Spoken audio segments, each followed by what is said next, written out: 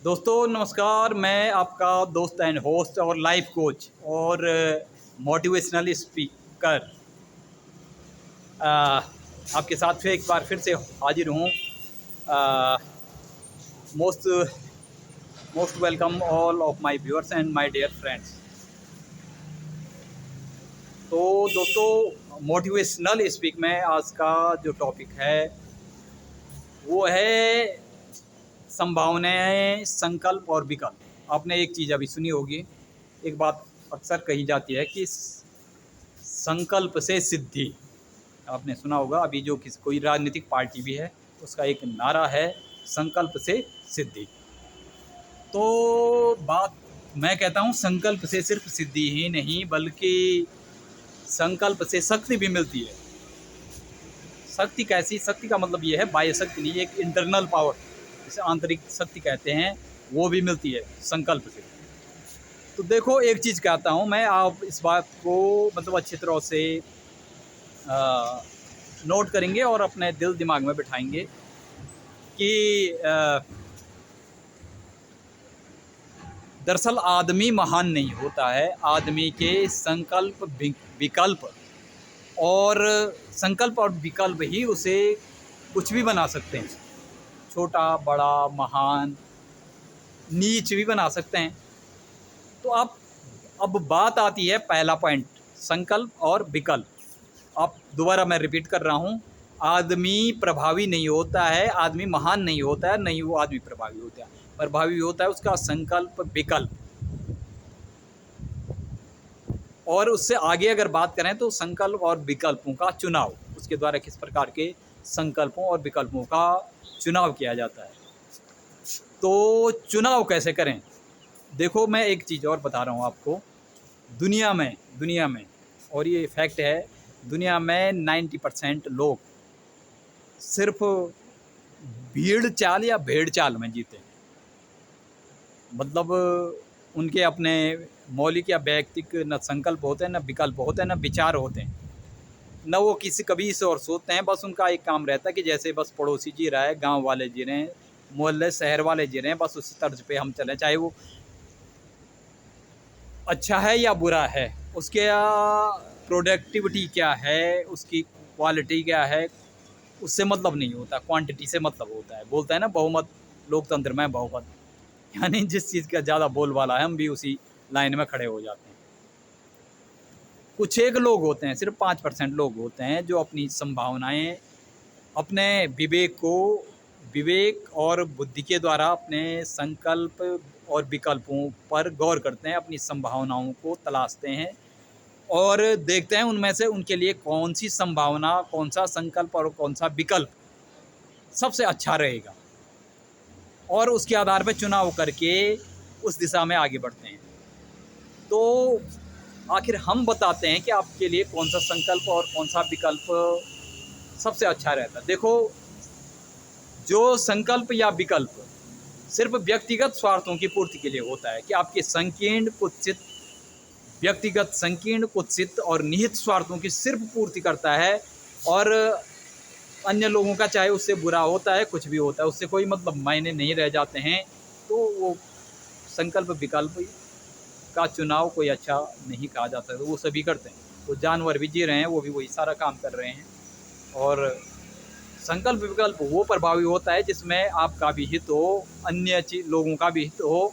और मैं तो यहाँ तक कहता हूँ कि संकल्प और विकल्प का, उसी संकल्प और विकल्प का चुनाव सबसे बेहतर रहता है जिसमें आपके साथ साथ अन्य समुदाय की भी भलाई हो, प्राणियों की भलाई हो, पर्यावरण की भलाई हो और जैव विविधता का भी संरक्षण संवर्धन हो, यानी सबकी भलाई हो।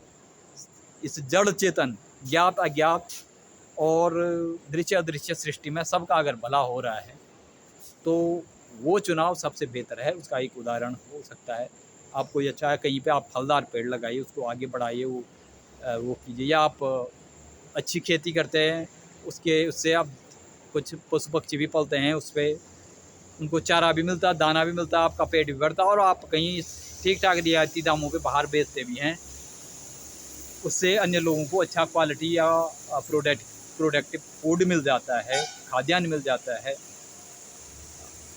और उसी प्रकार से पर्यावरण को स्वच्छ हवा भी मिलती है, ऑक्सीजन का स्तर बढ़ जाता है ऐसे फलदार पेड़ लगाने में। तो लाइफ में भी ऐसे ही है कि आप कुछ ऐसा करें, आप लोगों के लिए एक प्रेरणा के स्रोत बने रहें, प्रेरणा और प्रोत्साहन और मार्गदर्शन का स्रोत बने रहें। क्योंकि और ये काम सिर्फ व्यक्तिगत स्वार्थों के लिए अगर हम करते हैं तो ठीक है, क्योंकि एक बार किसी विश्व युद्ध में लड़ा कोई ब्रिटेन का कोई बड़ा अफसर है, तो उसने लिखा है कि मेरा बहुत बड़ा नाम था ब्रिटेन में, मैं बहुत सारे विश्व युद्ध के मिशन में रहा और मैंने बहुत बेहतरीन काम किया।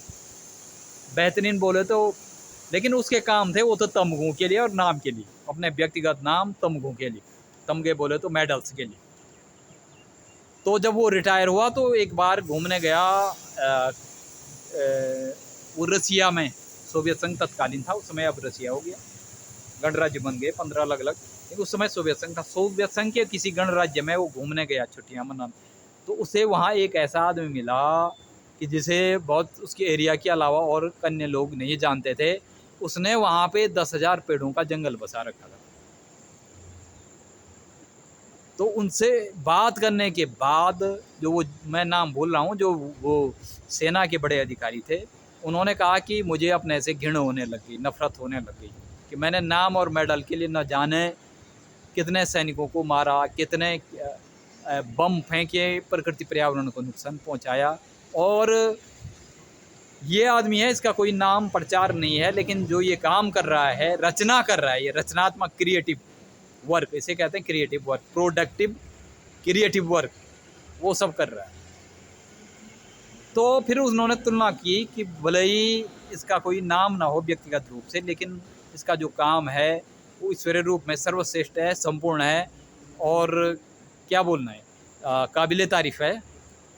तो ऐसे कुछ काम किए जाएं, ऐसे कुछ लक्ष्य निर्धारित किए जाएं, ताकि, हालांकि अच्छे कामों में बाधा बहुत ज़्यादा आती है। अगर आपका संकल्प विकल्प आपने चुनाव किया है संभावना, उसमें ज़्यादा बाधाएं आएंगी, क्योंकि श्रीमद् भागवत गीता में भगवान कृष्ण ने भी कहा है कि जो अच्छे काम होते हैं, महान काम होते हैं सबके हित में, उनमें बाधाएं बहुत ज़्यादा आती हैं। उन्होंने कहा है लेकिन जो काम शुरू में विष के समान प्रतीत होते हैं उन्हें करते जाइए, चाहे अगर उसके पीछे कुछ महान उद्देश्य आपके छुपे हुए हैं सबके हित में, तो उस काम को ज़रूर कीजिए, क्योंकि शुरू में वो विष के समान प्रतीत जरूर होता है, लेकिन उसका अंत जो होता है वो अमृत के समय समान अच्छा महसूस आपको होता है। अमृत का मतलब ये नहीं है कि आपको अमृत उड़ेला जाए या फूलों की मालाएं चढ़ाए, इसका कोई मतलब नहीं है। ये आत्मसंतुष्टि अगर है आपको और उससे आत्मसंतुष्टि मिलती है, अस्थाई और निर्णायक आत्मसंतुष्टि मिलती है, तो जाहिर सी बात है आपको कुछ न कुछ आपने ऐसा काम किया है जिसका अगर मेजरमेंट या जो इवैल्यूएशन किया जाए वो भले ही पृथ्वी पे उसका हो ना हो, लेकिन वो ईश्वर है जो परम पिता परम शक्ति, जिसे जिस रूप में कहें वो अवश्य उसके घर उसका मेजरमेंट होता है। बाकी तो वही चीज़ हम बता रहे हैं। तो और उन्होंने दूसरी चीज़ कही है कि जो चीज़ शुरू में या जो कार्य शुरू में बहुत ज़्यादा आकर्षित करता है और बहुत ज़्यादा सुखदायी लगता है, उसका परिणाम हमेशा दुखद होता है। ये भगवान श्री कृष्ण ने गीता में कहा है। तो जाहिर सी बात आपने देखा होगा, अच्छे कार्यों के लिए बहुत लोगों को बहुत कुछ झेलना पड़ा, लेकिन दुनिया में सकारात्मक बदलाव लाने के लिए, क्रिएटिव और प्रोडक्टिव वर्क करने के लिए लोगों ने अपने को झोंका है, अपने स्वार्थों से ऊपर उठकर।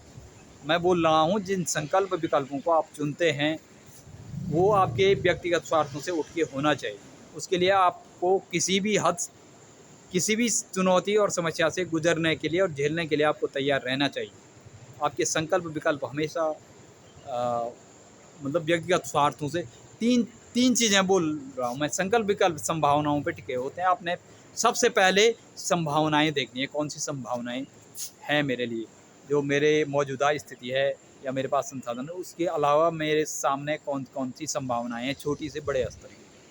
फिर जो आपको जो संभावनाएं सबसे बढ़िया लगती है, उस संभावनाओं को ही संकल्प और विकल्प, उसको विकल्प के रूप में उसका चुनाव कीजिए और फिर प्रतिबद्धता और संकल्पबद्ध हो कि उस चीज़ को आगे पूरा करने की दिशा में आगे बढ़िए। चाहे उसके लिए आपको शारीरिक, मानसिक, सामाजिक, आर्थिक किसी भी रूप में किसी प्रकार के कष्ट झेलने पड़े, लेकिन फिर कंप्रोमाइज़ वाली स्थिति नहीं आनी चाहिए। क्योंकि अगर आप सच्चे हैं तो फिर आपको झुकने टिकने की कहीं कोई आवश्यकता नहीं है। और निश्चित रूप से अगर आपका संकल्प विकल्प का महान है और उस ईश्वरीय उसमें अगर अच्छे हैं तो फिर तो जो महान व्यक्ति हैं वो किसी भी कुर्बानी को देने के लिए तैयार हो जाते हैं, हमेशा तत्पर रह जाते हैं। और यही चीज़ है जो उन्हें अन्य लोगों से कुछ अलग साबित करती है। यही चीज़ है, यही एक सीमा रेखा है, एक पतली सी लकीर है जो 95% से अधिक लोगों को एक साइड खड़ा करती है और 2-4% लोगों को अलग साबित करती है। इस परिप्रेक्ष्य में मुझे जो हमारे रतन टाटा जी हैं, टाटा ग्रुप ऑफ कंपनीज़ का जो अभी संभालते हैं, उन्होंने एक चीज़ कही है कि जो आम आदमी है वो अपना विवेकहीन होकर, अपने विवेक और बुद्धि का इस्तेमाल किए बगैर दुनिया की सोच या उसके आसपास का जो सामाजिक परिवेश है उसके अनुसार काम करते हैं। लेकिन जो महान लोग होते हैं वो एक अलग तरीके से काम करते हैं।